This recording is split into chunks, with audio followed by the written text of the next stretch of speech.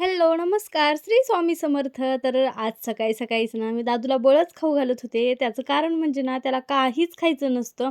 म्हणजे त्याला वरचं काही खायचं म्हणलं, की त्याला काहीच नको वाटतं. 1 वर्षाचा झालाय तो, तरी त्याला वरचं काही खाऊ वाटत नाही. आणि डॉक्टरांना विचारलं, तर डॉक्टर म्हणले, "त्याला बळच थोडं-थोडं 1-1.5 तासानं खाऊ घालत जा." त्यामुळंच म्हणलं, की सकाळी-सकाळी त्याला अगोदर खाऊ घालावं, नंतर मग जी काही कामं आहेत ती करावी. आणि तर दादूला खाऊ घालायचं म्हणलं, की असे 2-3 जण लागतात. दादू जेवण करून झोपी गेला होता, पण रियाला काही झोपायचं नव्हतं. त्यामुळंच तिला रेडी केलं आणि त्यांच्यासोबत तिला बाहेर पाठवलं. तोपर्यंत माझी सगळी घरातली कामं आवरून घेतली. त्यानंतर ना डायरेक्टली मी संध्याकाळी शूट केलं.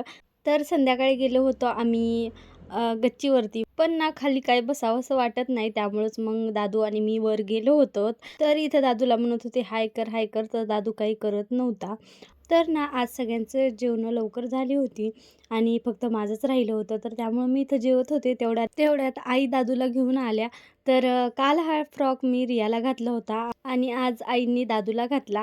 तर बघा फ्रॉकवर दादू एकदम मुलीसारखा दिसत होता. तर असा होता आजचा मिनी ब्लॉग. चला तर मग बाय बाय. Stay tune. उद्या भेटूया आणखी एका नवीन मिनी ब्लॉगमध्ये.